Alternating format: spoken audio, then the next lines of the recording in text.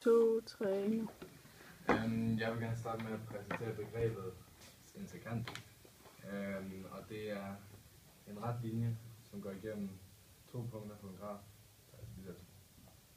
eller på et polynomium, har jeg sagt. Og den kan både være aftagende, stigende og neutral.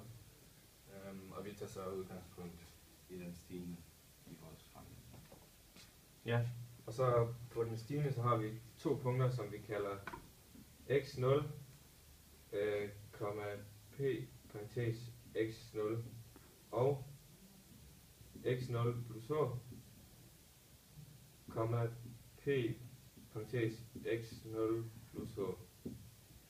Og så funktionsforskriften for en ret linje, den lyder y er lige med ax plus b.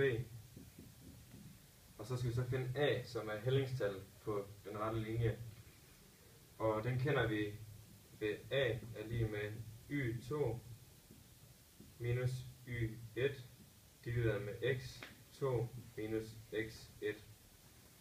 Og den øverste del, y2 minus y1, den kender vi også som delta y. Og den nederste del, x2 minus x1, det er h. Og så hvis vi skal bruge de koordinater, som vi har, så lyder den x0 plus h minus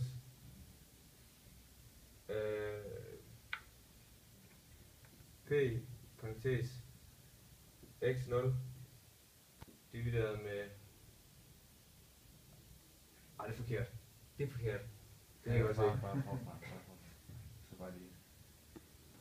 Den hedder p parentes x0 plus h minus p parentes x0 divideret med x0 plus h minus x0.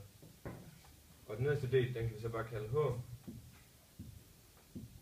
Og så har vi så stadig den øverste del, delta y, som lyder p parentes x0 plus h minus p parentes x0. Og alt det her, det leder så til den vigtigste bryg i differentialregning, hvilket er delta y over h, også kendt som differentialkvotient.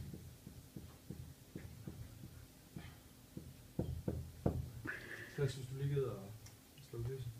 Så kan vi så se her, der har vi en interaktiv øvelse af, hvad der sker, når man lader h gå mod 0. Her har vi vores h, og når vi lader den gå mod 0, så finder vi lige så stille vores differentialkvotient.